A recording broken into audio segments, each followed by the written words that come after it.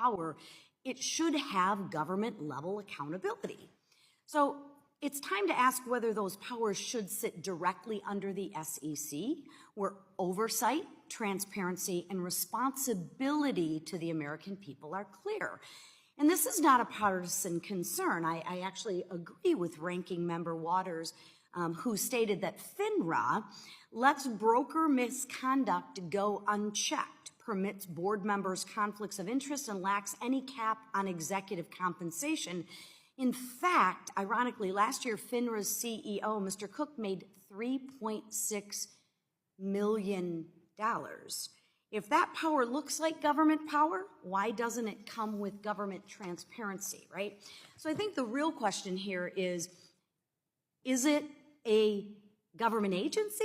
Is FINRA an SRO? And don't you think they should declare and we should treat them as such? Because how it's operating right now, conveniently, right, is when it's convenient to be a government agency, they're a government agency. When it's convenient not, well, it's not.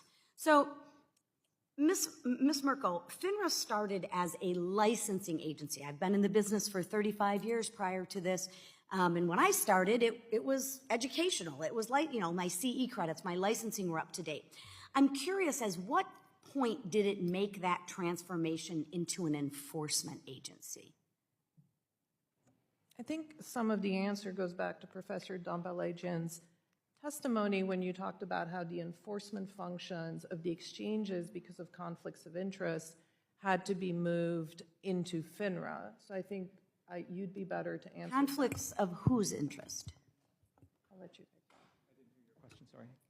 Conflicts of whose interest? So really, is FINRA a government agency? Is it an SRO? Who's it accountable to? Where's the transparency? I think I appreciate the question, and this is a sentiment I hear very often. Small firms regularly make this point that FINRA. It's not small firms; it's big firms. No, I know. I'm saying small firms, mid-sized firms, large firms all make this point.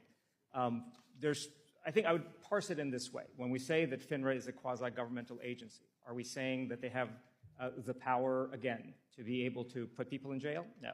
We're talking they do about have the power to collect fines. They do have the power to levy fines. Only against individuals in the securities industry. FINRA's power, okay, but my point is correct. They do have the power. So am I wrong? FINRA can't collect fees and they can't levy fines? That's great. I mean, if that's the case, I'm rolling. If somebody chooses to walk away from the industry, FINRA does not have the power to go to state court. Okay, but I'm not asking about somebody who walks away from the industry. I'm asking a question. It's really, really simply put, right?